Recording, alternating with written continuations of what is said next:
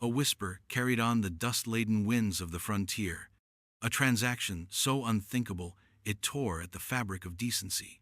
Yet its aftermath defied every cruel expectation. Before we get into this tale, let us know in the comments, where are you watching from? And subscribe if you want more content like this one. The dust swirled, clinging to the worn leather boots and faded dresses of the gathered crowd, an expectant hush falling over the makeshift auction block beneath the relentless glare of the sun. Silas Blackwood stood a little apart, his frame broad and unyielding, a solitary silhouette against the harsh glare of the midday sky.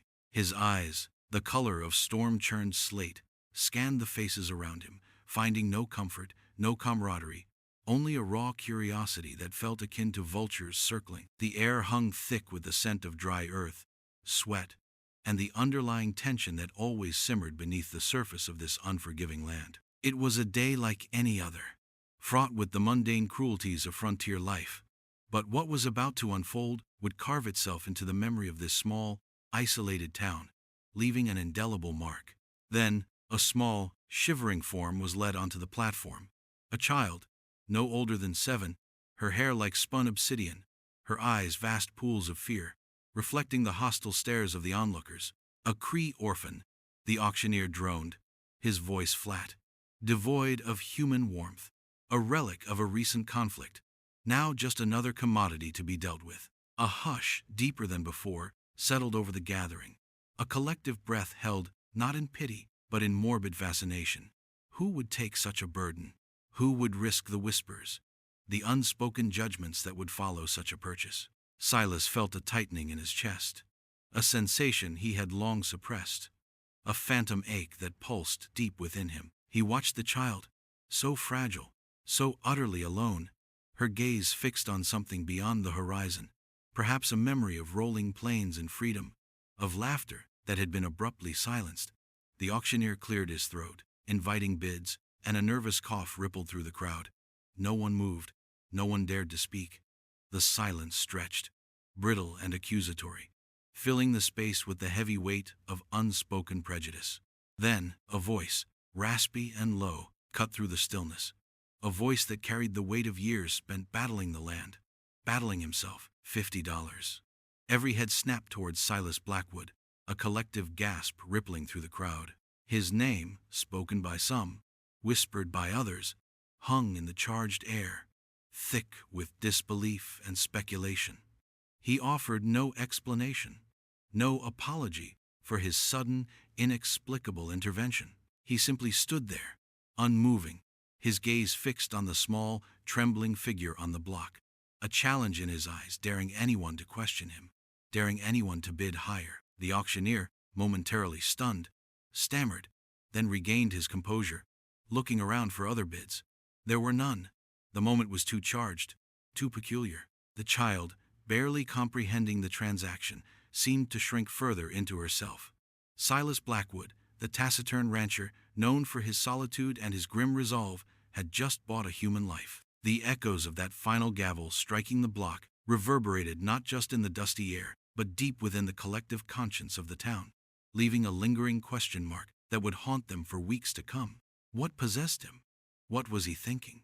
The answers, as always, were far more complex than their simple minds could fathom.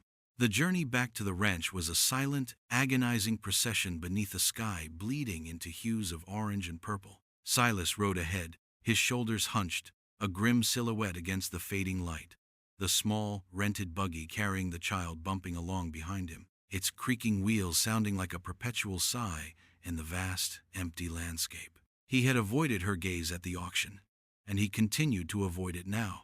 The enormity of his impulsive act, the sheer bewildering weight of it, pressed down on him, suffocating any clear thought. What had he done? The question hammered against the confines of his skull, a relentless, self-flagellating rhythm. He had not considered the aftermath, the whispers, the endless scrutiny, nor the profound, terrifying responsibility he had just willingly shouldered. He had simply acted, driven by an impulse he could not name, a deep, unsettling ache that transcended logic. When they finally reached the ranch, a collection of weather-beaten wood and stone structures clinging stubbornly to the earth, the silence deepened. broken only by the mournful hoot of an owl and the soft rustle of wind through the dry grass. The ranch was a monument to his isolation, a place where the sun beat down with brutal indifference and the nights descended with a chilling embrace. It offered no comfort, no warmth, merely a stark reality. He helped the child out of the buggy, his large hands careful, almost clumsy, as if fearing he might break her. She remained utterly silent, her eyes darting around, absorbing every detail of her new, desolate surroundings, like a trapped bird observing the bars of its cage. He led her into the small, sparsely furnished cabin, its air thick with the scent of aged wood and dust. The interior offered little more than the bare necessities: a rough-hewn table, 2 chairs, a narrow cot. He gestured towards the cot, his voice a low growl. "You can sleep there." She did not respond, did not even nod. She simply stood, a small, defiant statue, radiating a quiet terror that pricked at his hardened facade. He knew nothing of children, least of all one so profoundly wounded. He had been alone for too long, too accustomed to the stark companionship of the land and the silent judgment of the stars. The town's gossip, he knew, would be working itself into a frenzy by now. The rancher Blackwood, who bought an Indian orphan. What twisted motive could possibly lie beneath such a bizarre act? Was it charity, contrition, or something far more sinister? He could almost hear the women clucking, the men speculating over cheap whiskey. Their preconceived notions, their ingrained prejudices, would spin countless narratives, none of them kind, none of them true. But he couldn't explain it to them, for he couldn't even explain it to himself. He retreated to his own cot across the small room, turning his back, leaving her to the echoing silence, the looming darkness. He felt a profound weariness settle into his bones, a fatigue that went beyond the physical exertion of the day. It was the exhaustion of a soul grappling with a decision made in haste, born of a pain he had long buried, a pain that now stirred in the quiet corners of his consciousness, threatening to overwhelm him in the desolate hours of the night. The moon, a sliver of silver against the vast canvas of the sky, cast long, distorted shadows across the cabin floor, transforming the familiar into the eerie, reflecting the profound, unsettling change that had just descended upon Silas Blackwood's solitary world. Days bled into weeks, each one a stark reflection of the last, a monotonous cycle of silence and unspoken tension. The child, whose name he learned was Ayanna, a soft, unfamiliar sound on his rough tongue, remained a phantom presence in his cabin. She moved with a spectral quietness, her small frame flitting from the cot to the single worn chair, her eyes perpetually downcast, avoiding his gaze as if contact might burn her. He tried, in his own gruff, unpracticed way, to offer comfort, sustenance. He set out a plate of food for her each morning: simple fare, hardtack, dried meat, occasionally a piece of fruit he'd brought back from town. She ate sparingly, meticulously, as if each mouthful were a precious, rationed commodity. He tried to speak to her, to break the crushing silence that pressed in on them, but his words felt clumsy, inadequate. "Are you hungry?" he'd ask, his voice rougher than he intended. She would simply shake her head, or offer a tiny, almost imperceptible shrug. "Do you need anything?" he'd offer, feeling the weight of his own helplessness. Her silence was a wall, insurmountable, built from layers of trauma and profound loss. He found himself watching her from the periphery of his vision, observing her small hands twisting the hem of her threadbare dress, her shoulders hunched as if anticipating a blow. Her fear was a palpable thing, a tangible presence in the cabin, and it mirrored a fear that lurked deep within him, a dread of his own ineptitude, a fear that he had compounded one tragedy with another, perhaps unforgivable act. He knew the town was talking. He felt their eyes on him whenever he rode in for supplies, their whispers carried on the wind, sharper than any knife. At the general store, Mrs. Gable, her face a mask of barely concealed disapproval, would eye Ayanna with a mixture of suspicion and pity. "That child," she'd begin, her voice thin. "She looks poorly, Silas. Are you feeding her right?" He would simply nod or grunt, his answers curt, his jaw tight. He offered no explanations, no excuses. He was Silas Blackwood, and he did what he did, consequences be damned. But the accusations, unspoken or otherwise, chipped away at him. He heard the men at the saloon, their voices slurred with whiskey, speculating about his intentions, about the wildness in the child's blood. "He's a strange one, that Blackwood," one slurred, loud enough for Silas to hear. "Buying a savage like that. What for, I ask you?" He had turned, his gaze like flint, and the man had quickly looked away, intimidated by the sheer force of his presence. Yet, the sting of their words, their prejudices, lingered. They didn't see a child. They saw a problem, a stranger, a symbol of what they feared. He saw something else. Something he couldn't quite define. Something that resonated with a long dormant ache within him. He saw the way the sunlight caught the sheen of her dark hair, the fleeting curiosity in her eyes when she spotted a wild bird, the almost imperceptible tremor in her lip when he accidentally startled her. He was clumsy, ill-equipped for this task, but he was trying. The ranch, once a sanctuary of his solitude, had become a crucible, testing his resolve, forcing him to confront a softness he believed had long been scoured from his soul. Ayana's very presence was a mirror, reflecting back not only her own silent suffering, but the vast, empty chasm that had long been at the center of his own existence. A chasm that now, inexplicably, seemed to yearn for something more than silence. A small, insignificant thing sparked it. A glimmer in the vast, desolate landscape of their shared silence. Silas had been mending a broken fence post, his back to the cabin, the rhythmic thud of his hammer against wood the only sound. He paused to wipe the sweat from his brow, turning instinctively towards the cabin. And there she was, Ayana, perched on the porch step, her small hand sketching lines in the dust with a twig. He watched her for a moment, her brow furrowed in concentration, her delicate fingers moving with surprising fluidity. He couldn't make out the image, but the act itself, so simple, so utterly childlike, was a profound shift. He had expected her to remain a static, silent shadow, forever retreating. He cleared his throat, a low rumble, and her head snapped up, her eyes wide with startled fear. She immediately dropped the twig, freezing, ready to bolt. "It's all right," he said, his voice softer than he intended, a sound he hadn't used in years. "What were you drawing?" He moved slowly, deliberately, not wanting to frighten her further. Approaching the porch, she looked at him, truly looked at him, for the first time, her large, dark eyes filled with a fragile vulnerability. She didn't speak, but her gaze held his for a beat longer than usual. He saw something there, a question, a tentative curiosity. He knelt, his knees cracking, and peered at the dust sketch. It was a bird, crude yet recognizable, with outstretched wings, soaring towards an unseen freedom. He felt a sharp pang, a memory unbidden and unwelcome, slicing through his carefully constructed defenses. It was a memory of another pair of small hands, another drawing, scratched onto a piece of slate, a flower, impossibly delicate, presented with a shy smile. His daughter. Her name had been Lily, her smile, a fleeting blossom.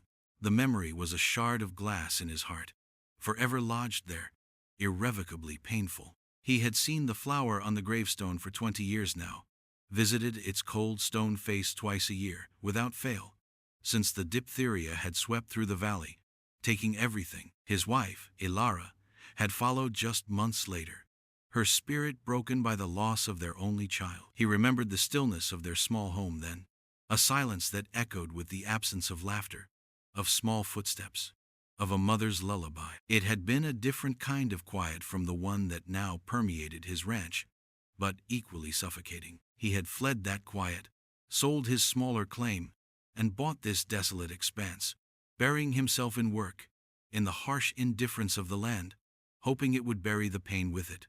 He had named his ranch Rarest, a private, poignant irony, for there was no rest for him, only endless toil. He had given Ayana that name, Ilara, the same name as his lost wife, a desperate, irrational whisper of hope that something, anything, of what he had lost might be reclaimed, not in the flesh, but in the echoes of a life saved, of a future, perhaps salvaged. He had called her that in his mind, but never aloud until now. "Ilara," he said, his voice thick with unspent emotion, a name heavy with meaning, A ghost whispered into being. You drew a bird. The name hung in the air, a delicate bridge built of grief and fragile hope. Ayana's eyes widened, a flicker of understanding, perhaps, or simply the shock of being addressed directly, being given a name. She looked at the bird, then at him, and for the first time, a faint, almost imperceptible tremor of a smile touched her lips, an ephemeral bloom in the desolate landscape of their shared existence. It was a fragile moment, but in it, a seed of connection, long dormant, began to stir, promising a future that might, against all odds, be less solitary than the past. The fragile piece of their burgeoning understanding was not to last. The town, festering with its own suspicions and prejudices, began to assert its influence with increasing hostility. It was no longer just whispers in the general store or slurred accusations in the saloon. Now, the judgment manifested in acts of overt hostility, chillingly direct. One sweltering afternoon, as Silas and Ayana were riding back from the creek, where he had taken her to fetch water, a group of young men, emboldened by whiskey and a twisted sense of righteousness, blocked their path. Their faces were flushed, their eyes narrowed with a malicious gleam, and their voices, usually kept low in Silas's presence, now carried a sneering bravado. Well, well, Blackwood, one of them slurred, spitting tobacco juice onto the dusty ground. Fancy pet you got there. Heard you paid good money for her. Silas pulled back on the reins, his horse snorting, sensing the tension. He felt Ayana's small hand instinctively clutch the back of his shirt, her grip tight, her body tensing behind him. He remained silent, his gaze fixed on the leader, his jaw set, a silent warning in his flint-gray eyes. The man chuckled, a harsh, grating sound. What's the plan, Silas? Gonna tame her? Teach her to fetch your slippers? Another one stepped forward, brandishing a riding crop. Or maybe, he sneered, eyeing Ayana with an unsettling mixture of contempt and crude curiosity, you're just keeping her for other purposes. You know, for a man alone out here. The implication hung heavy in the air, vile and baseless, yet designed to wound. Silas's composure, usually unshakable, finally cracked. A low growl rumbled in his chest, a sound born of fury that had long been suppressed. He dismounted slowly, deliberately, his every movement radiating a quiet, menacing power. The young men, for all their bluster, suddenly seemed less confident. You'd do well. Silas's voice was a low, dangerous rasp. To watch your tongue, boy, and to keep your distance from this child. He stepped closer, his shadow falling over the group, eclipsing them. His sheer size, his reputation for being utterly without fear, was a formidable weapon. The leader swallowed hard, his bravado draining from his face like water. Just asking questions, Silas, he mumbled, backing away slightly. Town's got a right to know. The town, Silas retorted, his voice rising, imbued with a raw authority that brooked no argument, has no right to meddle in my affairs, or hers. He reached back, his hand finding Ayana's, a gesture of quiet reassurance that seemed to solidify his unspoken commitment to her. He held her hand firmly, protectively, a clear declaration of his resolve. The young men, realizing they had pushed too far, began to disperse, muttering under their breath, their retreating forms leaving a trail of resentment. Silas watched them go, his fists clenched, the anger a hot, pulsing ember within him. He turned back to Ayana, whose small face was pale, her eyes still wide with fear, but also, he noticed, with something else, a flicker of dawning comprehension, perhaps even a nascent trust. She had seen him defend her, seen him stand against the hostile world that sought to diminish them both. In that moment, a silent pact was forged. A silent understanding passed between the grizzled rancher and the terrified child. He was her protector, however flawed, however unlikely. And in that realization, a new layer of purpose settled upon Silas Blackwood's shoulders, heavier than any burden he had ever carried, yet strangely, profoundly, uplifting. The road ahead was uncertain, fraught with unseen dangers, but for the first time he was not entirely alone in facing it. The ranch, once a place of stark isolation for Silas, slowly, imperceptibly, began to absorb the quiet presence of Ayana. Her world, however, remained largely internal, a fragile tapestry woven from fragmented memories of her ancestral lands, of the voices of her people, of the sudden, brutal rupture that had severed her from all she had known. She moved through the cabin, through the dusty yard, a ghost of a girl, carrying the weight of an unimaginable loss. Her small hands, though, found purpose. She would gather the smooth river stones Silas brought back, arranging them in intricate patterns outside the cabin door, creating miniature landscapes that whispered of forgotten rituals, of mountains and rivers she carried within her spirit.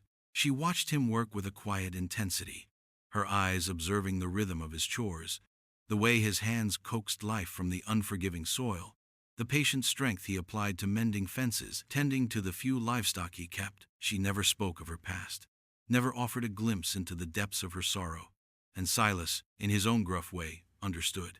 Some griefs were too vast for words, too profound for articulation. He knew that silence well. He communicated in small, almost imperceptible acts of kindness. He would leave a piece of dried fruit on her cot in the mornings, or a newly sharpened pencil and a scrap of paper he'd picked up in town. He didn't press her to use them, simply left them, an offering, an unspoken invitation. He taught her, through demonstration rather than instruction, how to draw water from the well, how to collect eggs from the scrawny chickens, how to sift flour. Her hands, initially hesitant, grew steadily more confident, their movements gaining a quiet grace. One evening, as the sun dipped below the horizon, painting the sky in fiery streaks of orange and violet, Silas sat on the porch, whittling a piece of wood. Ayanna, perched a few feet away, was meticulously untangling a knot in a piece of twine. The silence between them was no longer oppressive, but a shared space, filled with the soft sounds of their quiet industry, the chirping of crickets, the distant howl of a coyote. He glanced at her, and she, sensing his gaze, looked up. Her eyes, usually so guarded, held a momentary glimmer of something akin to contentment, a fleeting spark of childhood resilience. He continued to whittle, and she continued to untangle, a silent, unspoken understanding flowing between them, a fragile connection forged in the crucible of their shared solitude. He remembered his own daughter, Lily, sitting beside him, her small hands mimicking his, trying to whittle a piece of wood into the shape of a bird. The memory was less a sharp pang now, more a dull ache, a constant companion. He wasn't replacing her. He understood that now. This was different, profoundly so. This was about reaching across a chasm of human experience, about offering a lifeline where none was expected. It was about healing, not just for Ayanna, but for himself. He had thought his heart was a barren field, parched and cracked, incapable of nurturing anything new. But Ayanna's quiet presence, her slow, cautious trust, was like a gentle rain, softening the hardened ground, coaxing forth the faintest shoots of something he had long believed lost to him forever, a fragile, unexpected hope, rooted in the shared stillness of their unconventional family.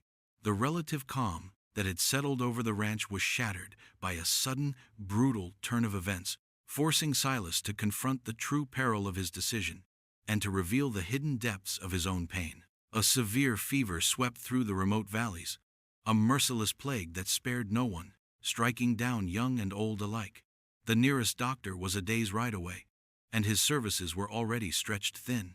Ayanna, her small body already weakened by the trauma she had endured, succumbed to the illness with frightening speed. One morning, Silas found her burning with fever, her breath shallow and ragged, her small voice a barely audible moan. Panic, raw and unadulterated, seized him, a sensation he hadn't allowed himself to feel since the day he buried Lily. He cursed his own foolishness, his recklessness. He had saved her from one kind of death, only to inadvertently expose her to another. The thought of losing her, of witnessing another young life extinguished, was an agony that twisted his gut. He worked tirelessly, a grim determination etched onto his face. He brewed concoctions from the meager supply of herbs he kept, remedies learned from years of living off the land. He soaked cloths in cool water, applying them to her burning forehead, changing them tirelessly, his hands gentle despite their calloused roughness. He spoke to her, soft reassurances, murmuring words he hadn't uttered in decades, words that came from a place deep within him he thought had withered and died. "Hold on, little one," he'd whisper. his voice rough with emotion. "You gotta fight. You hear me? Fight." Days and nights blurred into a seamless vigil. His own exhaustion was monumental, but he pushed through it, fueled by a primal fear, a desperate need to keep her breathing, to keep her with him. In one feverish delirium, Ayana cried out, a name, a fragment of a language he didn't understand, a mournful lament for a lost mother, a lost world. The sound pierced him, shattering the last vestiges of his emotional defenses. He saw Lily again, in her final moments, her small hand reaching for his, her eyes wide with a confusion he couldn't soothe. The memories flooded back, overwhelming, suffocating. He saw Elara, his wife, wilting like a flower deprived of light, fading into the same empty silence that had claimed their child. This child, this Ayana, was a desperate, unconscious attempt to rewrite history, to mend a wound that had festered for 2 decades. He hadn't bought her to replace what he'd lost. Not truly. He had bought her because he couldn't stand by, watching another child slip away, witnessing another life extinguished by the indifference of the world, knowing he had the power, however small, to intervene. He was not a savior, but a man haunted, a man given a second chance to face down a pain he once fled, a chance to nurture something fragile back into existence. His face streaked with sweat, his eyes bloodshot from sleepless nights. He gripped Ayana's hand, holding on as if her very life depended on his grip, and perhaps, in a way, it did. He knelt beside her cot, his large frame hunched over her small one, and for the first time in 20 years, the dam broke. Tears, hot and agonizingly slow, traced paths through the dust and grime on his cheeks. He wept not just for Ayana, fighting for her life, but for Lily, for Elara, for the life that had been snatched away, and for the barren, empty years that had followed. He wept for the man he had become, and for the fragile hope that this moment, this desperate struggle for Ayana's survival, might finally offer him a path, however winding, towards some form of redemption. The fever broke in the pre-dawn hours, a silent, miraculous retreat of the illness from Ayana's small body. Her skin, once burning, was now cool to the touch. Her breathing, though still shallow, was even, unlabored. Silas, slumped beside her cot, felt a profound, almost paralyzing wave of relief wash over him, so potent it left him trembling. He watched her sleep, her face peaceful in the soft glow of the emerging light, and a different kind of pain, one of profound gratitude, tightened his throat.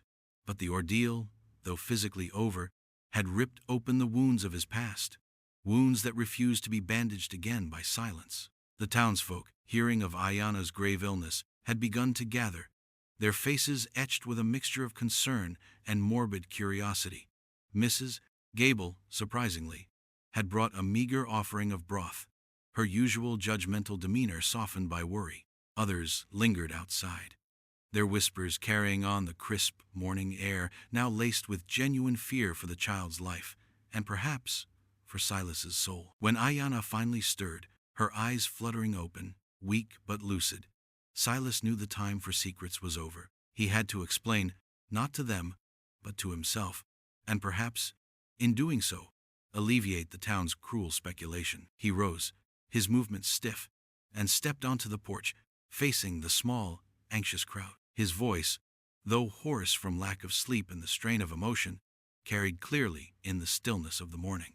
"She'll live," he announced, his gaze sweeping over their faces, seeing their relief, their lingering questions. "She's strong."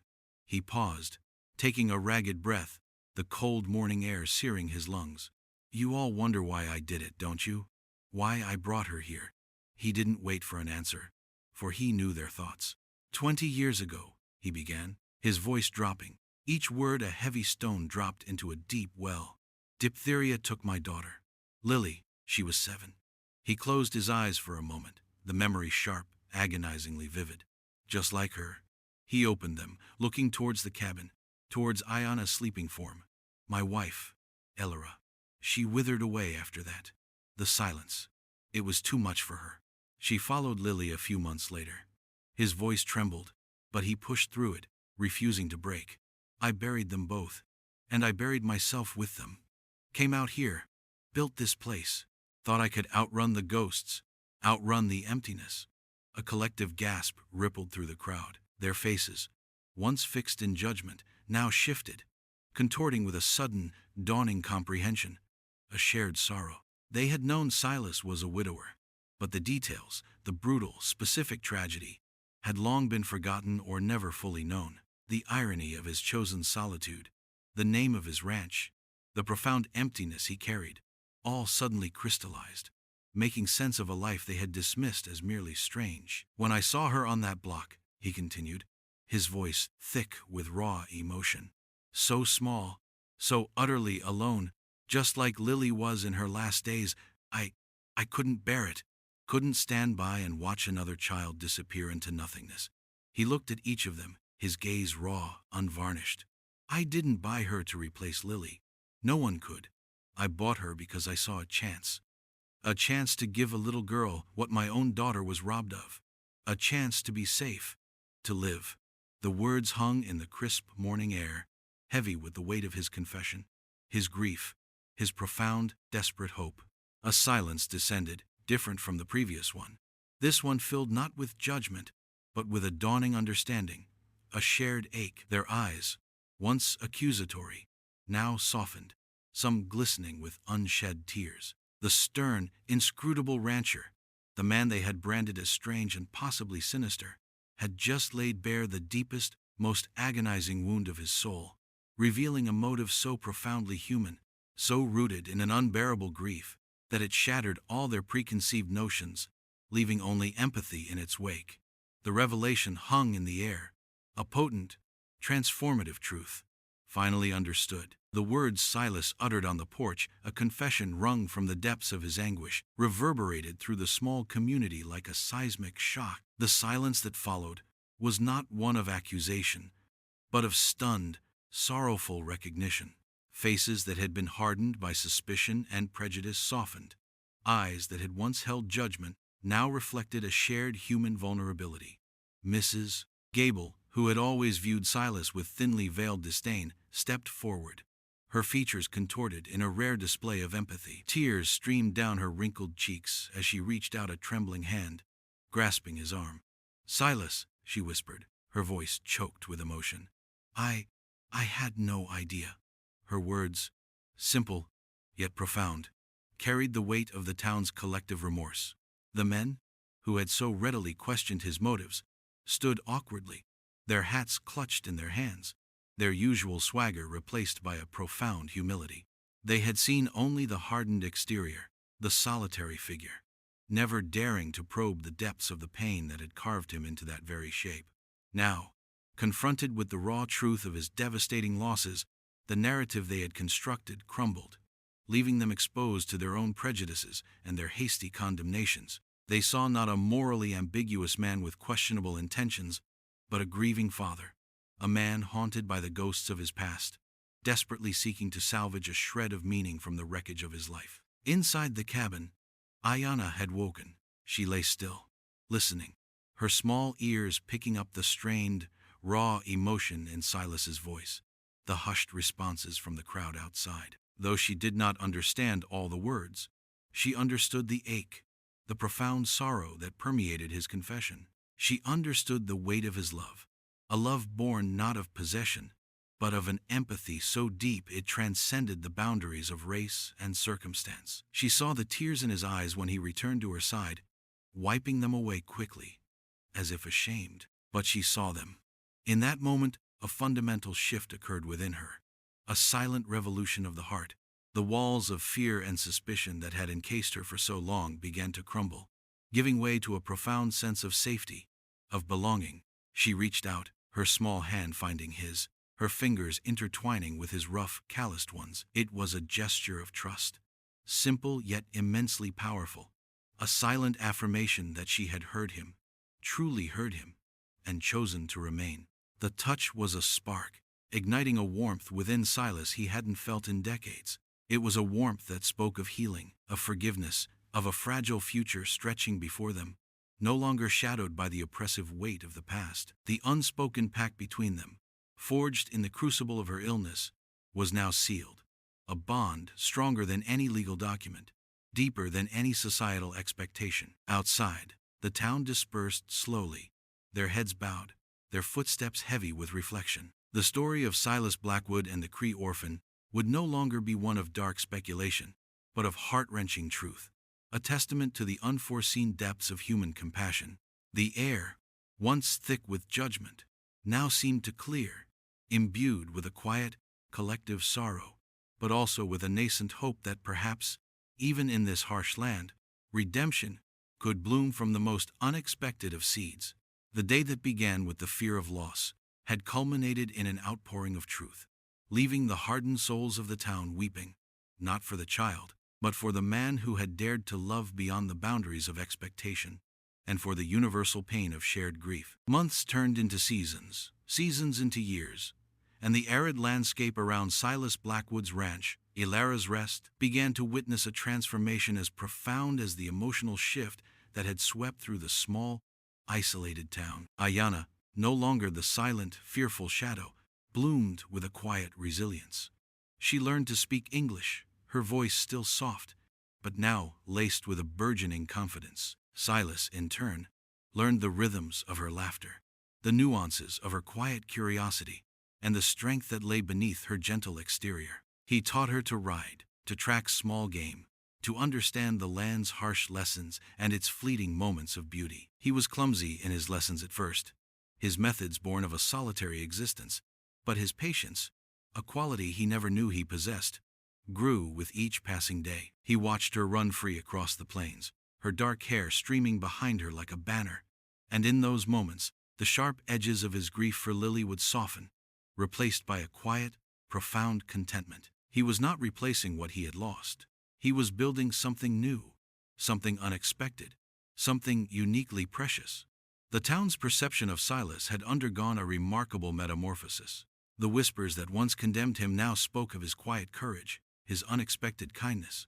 Mrs. Gable would send over pies, still slightly critical but now imbued with genuine affection. The men at the saloon, when Silas occasionally ventured in, would nod in respectful acknowledgement, their voices hushed, their eyes holding a newfound respect. Ayanna, once an object of suspicion, became a living testament to the human heart's capacity for change. She was a bridge, an unlikely connection between two disparate worlds, proving that compassion could dismantle even the most entrenched prejudices. She would sometimes accompany Silas into town, her presence a silent, yet powerful reminder of the truth that had shattered their collective ignorance.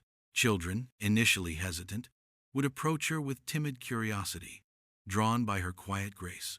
The ranch, once a bleak symbol of Silas's isolation, became a home, warm and welcoming, filled with the simple, profound rhythms of an unconventional family. The sun still beat down, the wind still howled, and life on the frontier remained harsh and demanding. But within the weathered walls of their cabin, a profound peace had taken root. Silas no longer sought to outrun his past. He carried it, a quiet part of who he was, but it no longer defined him. The ghost of Lily, the memory of Alara, remained with him, but they were no longer specters of unbearable grief. Instead, they were woven into the fabric of his newfound purpose, a poignant reminder of the love that had shaped him, and the capacity for love that he had rediscovered in the most unexpected of circumstances. He would often sit on the porch in the evenings, watching Ayanna sketching in the dust, her movements confident now, free. He would remember the bird she had drawn all those months ago, the symbol of longing for freedom, and he would feel a quiet triumph, knowing that against all odds, he had, in his own flawed way, helped her find her wings, not just in drawing, but in life itself. Their story, born of tragedy and prejudice, had blossomed into a testament to the enduring power of compassion, a living, breathing testament to the idea that love, in its myriad forms, could heal even the deepest of wounds, leaving behind not scars, but the quiet, hopeful promise of a new dawn.